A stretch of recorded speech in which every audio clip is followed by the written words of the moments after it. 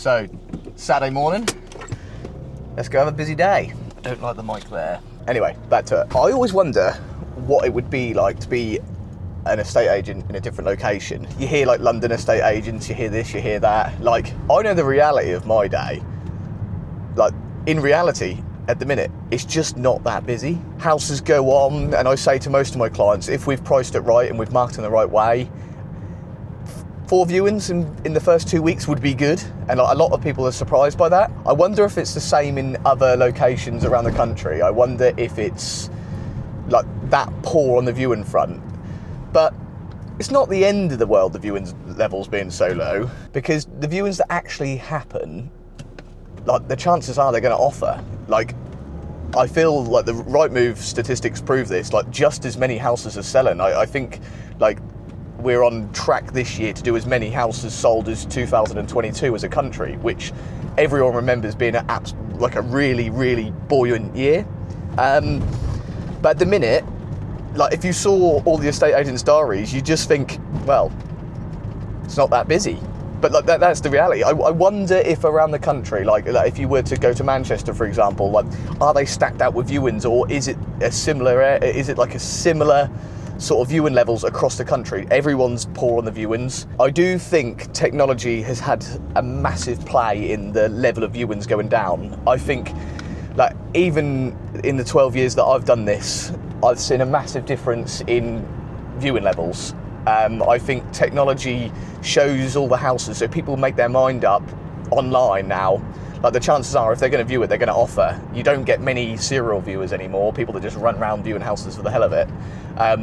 With all the technology, with the photos, with the wide angle lenses, with the video tours, people think they've seen the properties. One thing I think is really detrimental to estate agents, and it looks great and it's very controversial, but the virtual tours, you know, where you click through, you're walking through each part of the house. Like for me, I think that puts people off rather than says, oh, I'm going to buy this house. I think it goes, oh wow, that agent can do the virtual tour, but does it actually lead to more sales? I don't think so. I think it's a load of rubbish, to be honest. I think us agents would do better if it was like less is more. Like I'm guilty of uploading too many photos on an ad. I think agents should really kind of hone in on like the best photos if they want to get viewings, because you don't want people to go, oh, I like that, or I don't.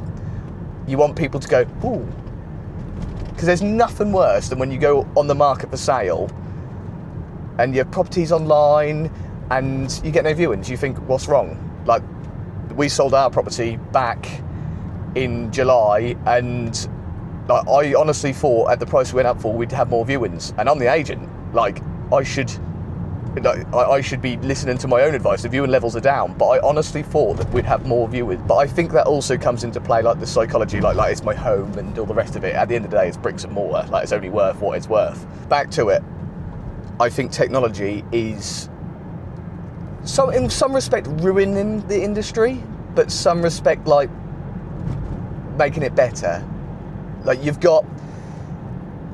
can literally see everything about a house before you even view it. You can do full research. You can look at the sold history. You can see similar properties in the area. You can see absolutely everything to like compare the one that you're looking at. And agents show far, far too much online. I think a lot of people disregard houses where, like, I think if this was 10 years ago, I think people would book the viewings and actually be pleasantly surprised. Book a viewing.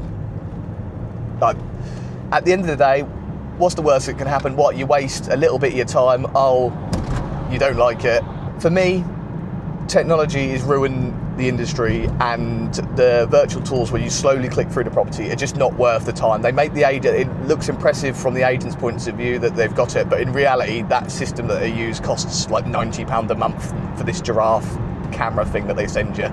And you dot it about the house so you can do those walkthrough. For me, it's just no good. Like, if you're another agent around the country and you see this video, like, comment on the YouTube just saying what the actual viewing levels are like. Like, I won't bullshit you. The viewing levels are low.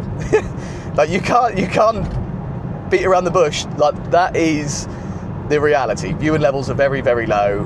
Houses are still selling those, so you don't really mind. Anyway, let's continue with the day. I honestly believe the industry would be better if Rightmove only allowed you to do a couple of photos, like just enough, a floor plan, photos. I know the general public wouldn't like it, but I genuinely believe that would help viewer levels. I think that would help absolutely everything moving forward. Like, people stop making your mind up online, like actually go book the viewing. And that last viewing just goes to show everything that I've been talking about in today's video.